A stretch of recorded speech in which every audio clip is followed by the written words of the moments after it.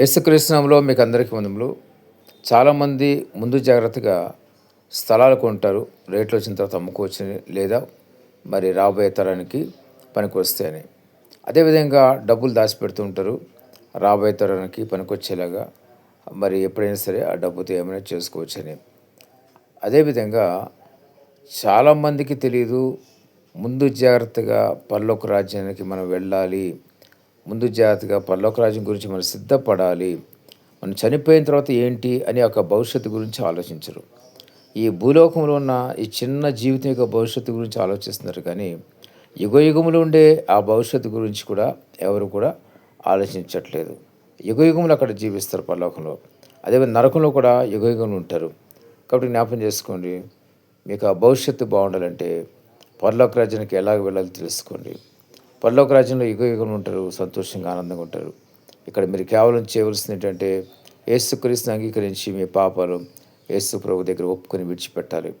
ఆ తర్వాత దేవుడు మేము పరిశుద్ధపరుస్తాడు. అంతేకాదు, పాపాల నిమిత్తం పశ్చాత్తాపడాలి. నేను చేసిన తప్పని మీరు పశ్చాత్తాపడాలి. ఎప్పుడైతే మీరు యేసుక్రీస్తుని అంగీకరించడానికి ఇష్టపడతారో, మోకరించి మీరు ప్రార్థన చేయడం మొదలు పెడతారో, పరిశుద్ధాత్మ దేవుడు మీకు సహాయపడి ప్రతి పాపం ఒప్పుకునేలాగా ఆయన మీకు సహాయపడతాడు. అంతేకాకుండా మీరు చేసిన తప్పునే గ్రహింపు కూడా ఆయన కలుగు చేస్తాడు. కాబట్టి ఈరోజు మీరు యేసుక్రీస్తుని అంగీకరిస్తే మరి సమయం దగ్గర పడుతుంది. మరి భూమి యొక్క ముగింపు కూడా దగ్గర పడుతుంది. కాబట్టి దేవుని రాకడ కూడా దగ్గర పడుతుంది. కాబట్టి మీరు త్వరపడండి.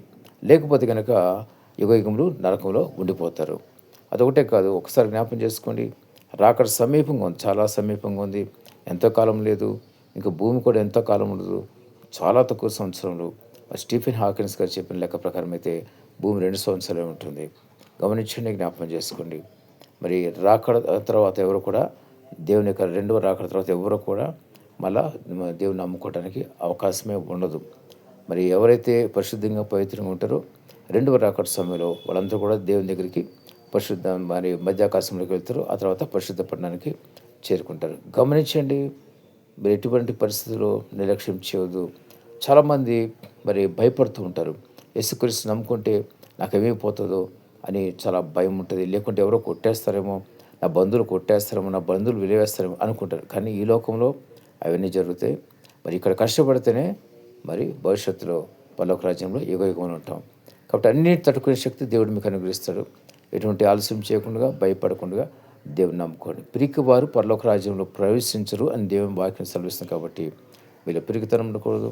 ధైర్యంగా దేవుని దగ్గర రండి, దేవుని అంగీకరించండి. దేవుడి మాటలు దీవించి ఆశ్రయించిన గాక. ఆమేన్.